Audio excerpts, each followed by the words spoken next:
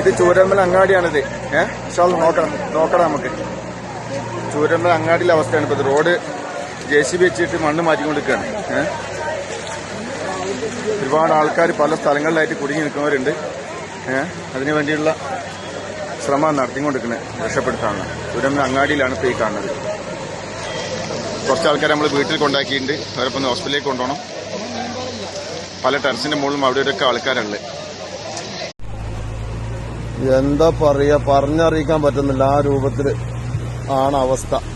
Line പൊട്ടി പോസ്റ്റൊക്കെ വെള്ളത്തിലാണ്. ആളുകൾ, കണ്ടമാന ആളുകളുണ്ട്.